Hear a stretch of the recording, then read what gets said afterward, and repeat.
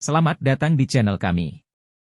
Pada video kali ini, kita akan membahas tentang batas usia pensiun untuk karyawan swasta menurut Undang-Undang Cipta Kerja. Pastikan Anda menonton hingga akhir untuk mendapatkan informasi lengkapnya.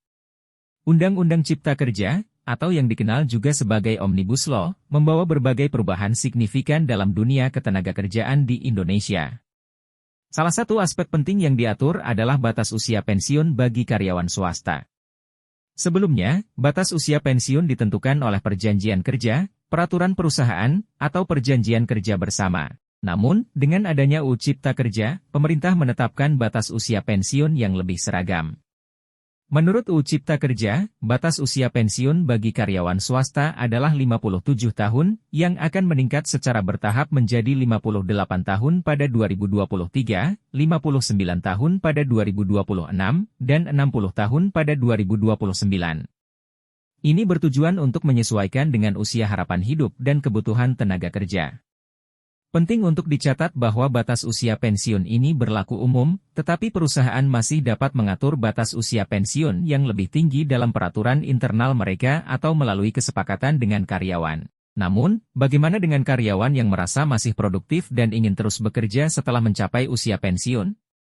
UU Cipta Kerja memberikan fleksibilitas, di mana karyawan dapat melanjutkan bekerja dengan persetujuan perusahaan.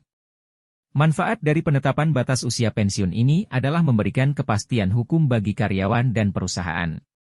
Namun, ada juga tantangan, seperti bagaimana perusahaan mempersiapkan regenerasi tenaga kerja dan bagaimana karyawan mempersiapkan masa pensiun mereka. Bagi karyawan, penting untuk mulai merencanakan masa pensiun sejak dini. Memahami hak-hak Anda dan mempersiapkan keuangan untuk masa pensiun adalah langkah yang bijak. Kesimpulannya, UU Cipta Kerja menetapkan batas usia pensiun untuk karyawan swasta guna menciptakan kepastian dan keseimbangan dalam dunia kerja. Dengan pemahaman yang baik, karyawan dan perusahaan dapat memanfaatkan peraturan ini dengan optimal. Terima kasih telah menonton, jangan lupa untuk like, komen, dan subscribe agar tidak ketinggalan informasi menarik lainnya. Sampai jumpa di video berikutnya.